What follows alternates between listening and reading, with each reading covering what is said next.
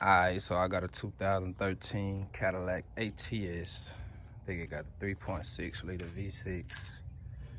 And I was changing the alternator, and I just realized I should be recording this since there ain't no videos out there. And I done already started taking stuff off, but so far I took off the airbox, took off the cover, of course,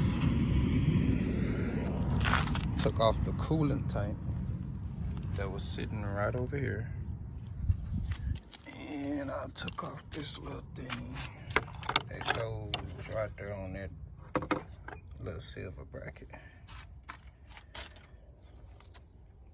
So the alternator is down here. Get you a nice little torque wrench, get that belt off.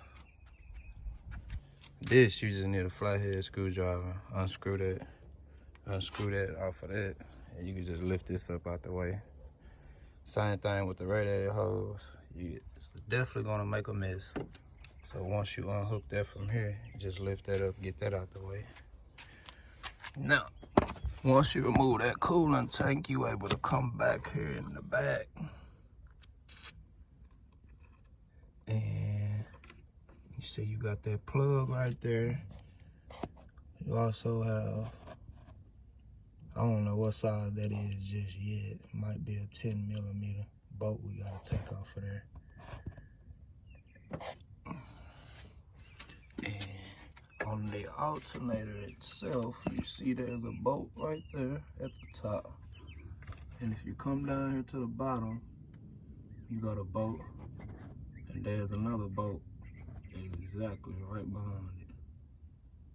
So I'm finna get this off, see how this goes, and I'll be right back. So I got the first screw taken out. It was right back here on this corner. Just the little one. This screw that was right here at the top, that was right behind that one, is the actual longer screw. And it should just be one more screw. Alright, so you need a 13mm to disconnect that plug from the back. Once you done got all 3 screws off, as you can see, it just falls right out of there. Reach in here, get it there.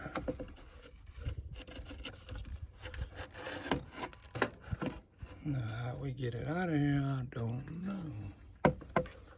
Let me see. Alright. So after trying to get the alternator out of here, I discovered it's best if you just remove this bracket when you take off that whole silver piece. If you go on it, and you ain't even, from the looks, you ain't even gotta completely remove it. Look like if you just loosen it up. Let me see if I can get it.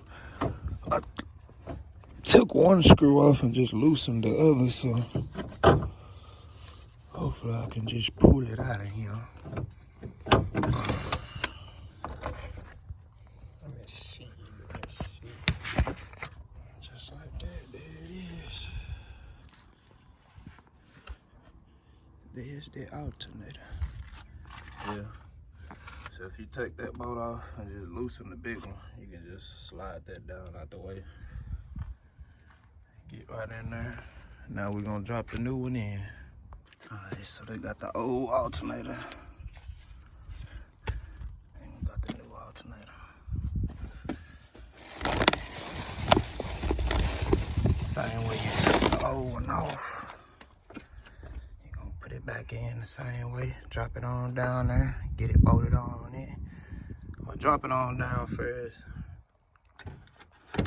Drop it down, then we're gonna get this mounted back in place. I might leave it slide to the side. Seems like it'll be easier to work with. Then I'll be right back. So we got the alternator put back in. We got the little thing mounted back. Got the belt put back on. For a little piece of advice, man, you might wanna, when you tighten up all 3 of them screws on the alternator, man, you might wanna do not completely tighten one, or it's gonna be real hard for you to do the other two. So kind of work your way with all three as you go. Got the tank put back on. Now it's just time to get the radiator hose hooked up. Then get this hooked back up to the airbox. Then get the engine cover put back on. And we can't forget to plug this back up. We gotta plug all our stuff back up.